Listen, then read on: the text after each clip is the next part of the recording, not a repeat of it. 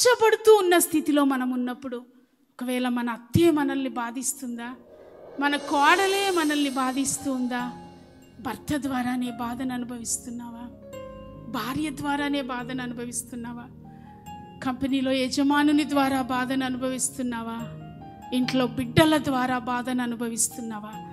ఏ బాధ నీలో ఉన్నా బాధించబడుతున్న నిన్ను ఆయన విడిపిస్తాడు.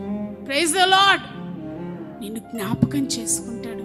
దేవుని బిడ్డలారా, మనుషులు మనకన్నీ బాగా ఉన్నప్పుడు, అన్ని సమృద్ధిగా ఉన్నప్పుడు మనుషులు మనల్ని జ్ఞాపకం చేసుకుంటారు. కానీ ఆ దేవుడు నీవు బాధపడేటప్పుడు నిన్ను జ్ఞాపకం చేసుకుంటాడు. నువ్వు దీన దశలో ఉన్నప్పుడు జ్ఞాపకం చేసుకుంటాడు. ఏ తోడు లేని ఒంటరితనంలో నీవు ఉన్నప్పుడు నిన్ను జ్ఞాపకం చేసుకుంటాడు. అనవసరంగా ప్రక్కవారు లేనిపోని మాటల్ని మనల్ని అంటూ, మనల్ని అవమానపరుస్తూ, మనల్ని నిందిస్తూ, మనం బాధపడేటట్టుగా చేస్తూ ఉంటారు కొంతమంది.